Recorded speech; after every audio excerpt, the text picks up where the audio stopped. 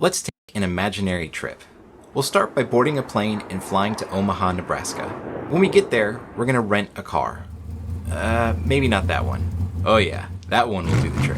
Our goal is to take a road trip through the Northwest.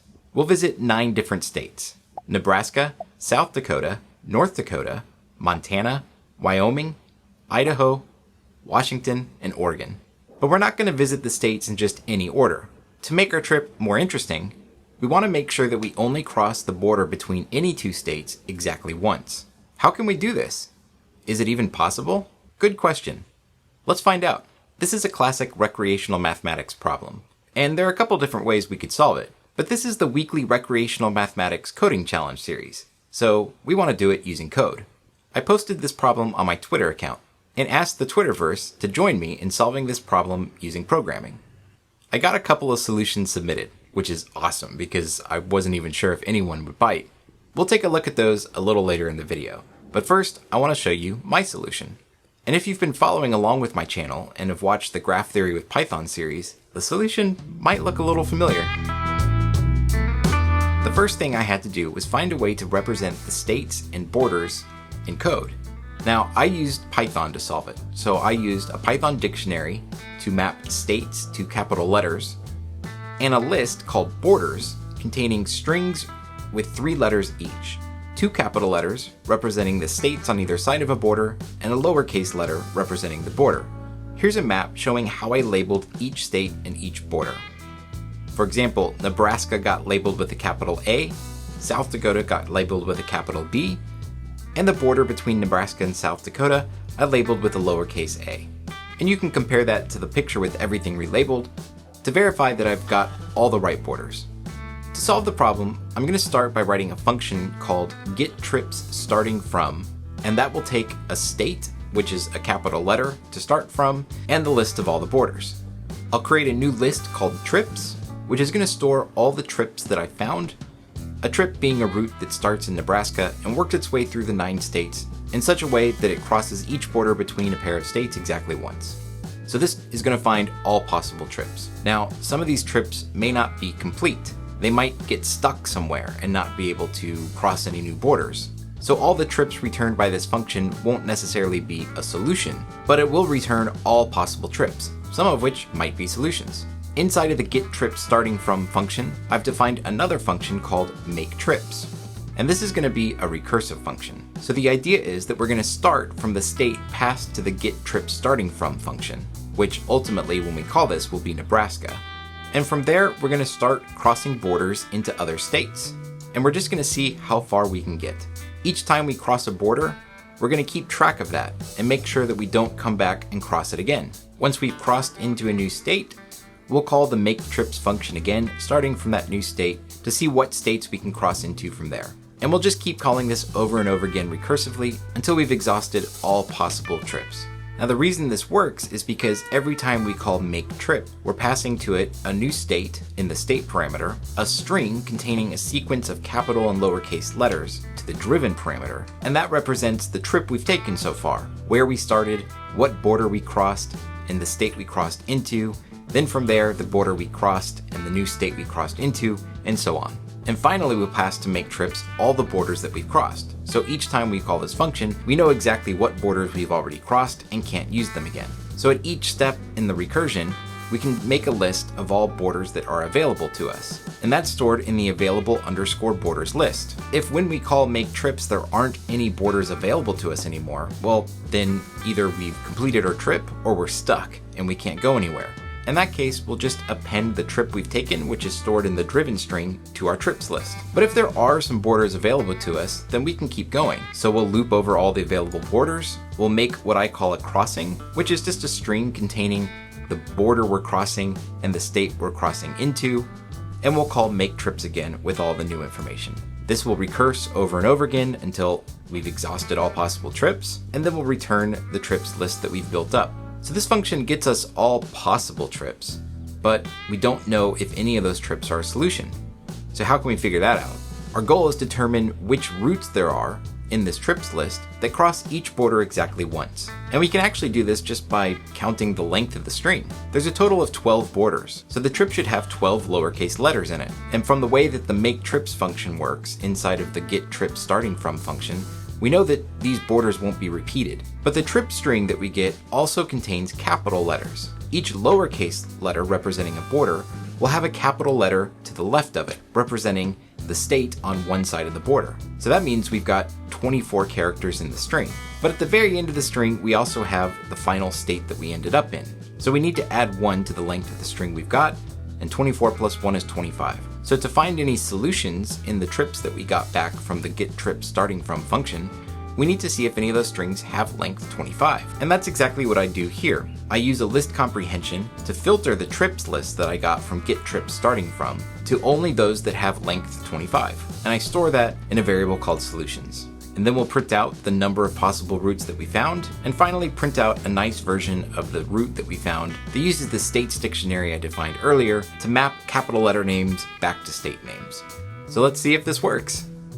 So when I run the program, it tells me there's 64 possible routes. Now these are solutions, not all possible routes that may have gotten stuck somewhere. And it gives me a random solution. This one starts at Nebraska, then crosses over to Wyoming, then into South Dakota, up to North Dakota, over to Montana, then into Idaho, to Washington, Oregon, back into Idaho, to Wyoming, Montana, South Dakota, and finally back into Nebraska. Now, I've chosen to pick a random solution to display, just so we only have a single solution displayed on screen, but my code does return all possible solutions, so I can use this to find all possible routes that we could take. Now, I mentioned earlier that if you've been following along with my solution, this might look familiar. And that's because this problem is intricately related to the 7 bridges of Königsberg problem, which I talked about in this video up here. The setup in that problem is a little bit different. You have 4 land masses connected by 7 bridges, and you want to find a way to visit all 4 land masses in such a way that you cross each bridge exactly once. Now, it turned out that there weren't any solutions to that problem, but we used code that looked very much like what we saw here to solve it. So now let's take a look at some of the solutions that I got from you, the community.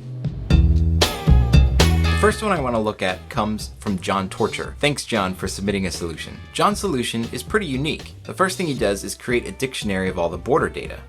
And what I like about this is that John has picked up on that this is a graph theory problem, and he's created an adjacency list for the graph that represents the problem. He's used the state abbreviations for each node in the graph, and for each key in the dictionary, for each node in the graph that is, he's made a list of the states that are adjacent to it, meaning they share a border. He calls his solution function bad random solution, which I think is pretty hilarious. He says it's a terrible method. You pick randomly from all the available options. So essentially what this solution does is it starts at Nebraska, looks at what states are adjacent to it, and randomly picks a state and moves into that. Then from there, it randomly picks a state that's adjacent to the new one and crosses into that one. And it keeps doing this over and over again until hopefully it finds a solution. The function has a max tries parameter, which means if it gets stuck, it's going to retry the problem, but only up to max tries number of times, which he's given a default of 10.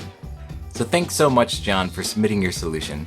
It looks like you had a ton of fun coming up with it, and that's exactly what I'm going for with this weekly Recreational Mathematics Coding Challenge series. The next solution I want to feature comes from my friend Mirko at RealPython, and his solution is pretty slick. Mirko submitted a Jupyter notebook, and just like John, Mirko picked up on the fact that this is a graph theory problem. He starts out by defining a starting node, a tuple containing all the states, and a tuple containing sets representing all of the borders. So each border is a set with 2 elements, and each element is a state abbreviation.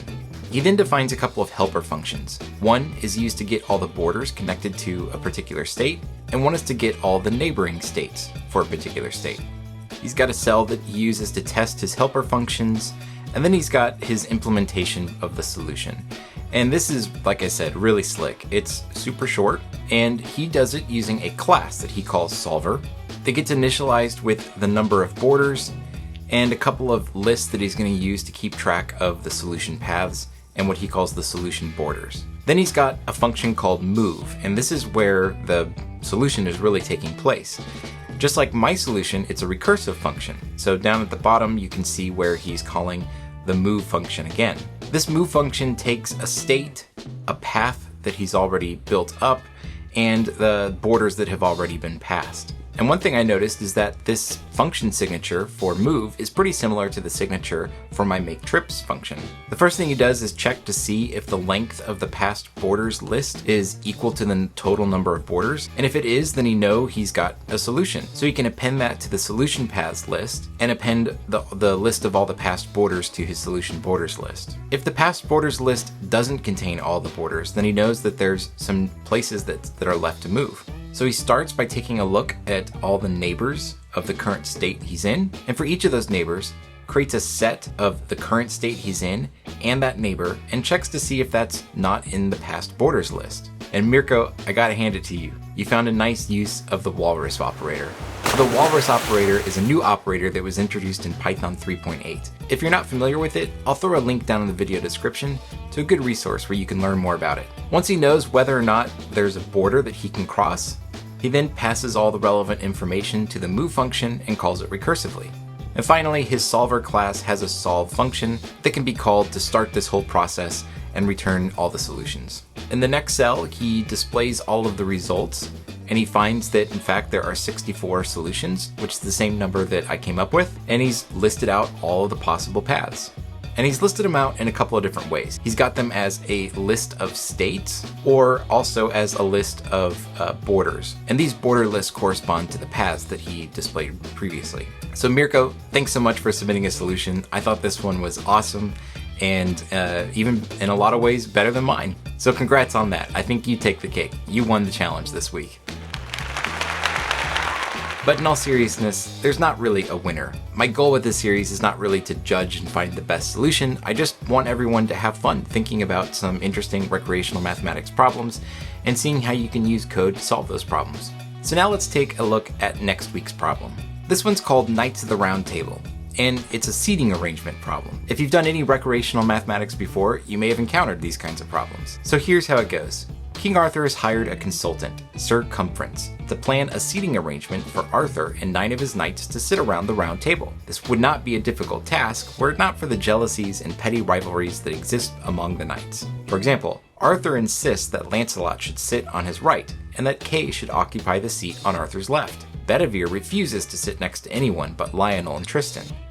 Gawain won't sit next to Tristan, Lancelot, or Lionel. Gareth won't sit next to Galahad, Lancelot, or Kay. Percival objects to sitting next to Galahad, Lancelot, or Lionel, and Tristan refuses to sit next to Lancelot, Percival, or Kay. Galahad will sit next to anyone except Gawain and Kay, and Lionel will not sit next to Galahad. Finally, the other 2 knights are not particular about whom they sit next to. So your task is to help Circumference find a suitable seating arrangement. Like all problems, there are a number of ways you can solve this, and I want to see what kind of code you can come up with to solve this problem. If you'd like to take a crack at it and you come up with a solution, there are a couple ways you can submit it. First, you can open a pull request on GitHub, or you could even open an issue. Either way will work. But if you're not comfortable with GitHub or aren't familiar with it, feel free to email it to me at recmath@davidamos.dev. I've got that up here on the screen, and I'll also put it down in the video description. Thanks again to everyone who participated in this week's Recreational Mathematics Coding Challenge. I'm looking forward to seeing what I get for next week's challenge, so go and have some fun with it, and I'll see you next time.